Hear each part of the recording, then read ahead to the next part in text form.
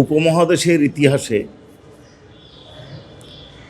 জঘন্যতম যে সকল অপরাধ সংগঠিত হয়েছে তার মধ্যে এটা।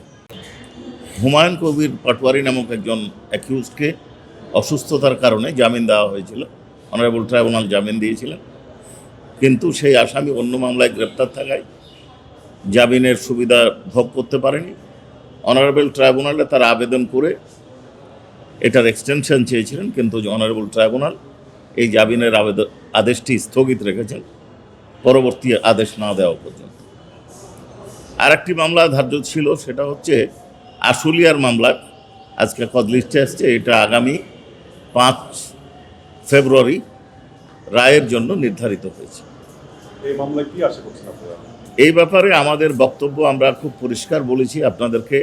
এই মামলার যুক্তিতর্ক শেষে যেটা বলেছিলাম এটাই বলতে চাই, সেটা হচ্ছে উপমহাদেশের ইতিহাসে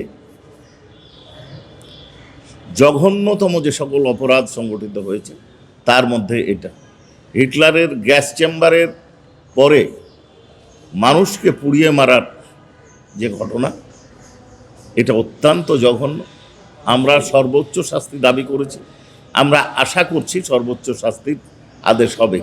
কিন্তু আপনাদেরকে একটা কথা আমরা বলতে চাই, সেটা হচ্ছে রায় দেওয়ার এখতিয়ার, সিদ্ধান্ত দেওয়ার এখতিয়ার সম্পূর্ণ ট্রাইব্যুনালের। আমরা দৃঢ়তার সাথে বিশ্বাস করি যে ট্রাইব্যুনাল আমাদের যে বক্তব্য শুনেছেন তার ভিত্তিতে সর্বোচ্চ শাস্তি দেবেন। আর হাসানুল হক ইনু সাহেবের মামলায় আয়ব জবানবন্দি আজকে শেষ হবে, জেরা শুরু করবেন তারা। ওনারা তদন্ত রিপোর্টের আবেদন করেছেন, আমরা বক্তব্য দিয়েছি যে না, এটা আইন অনুযায়ী পাওয়া যাবে না।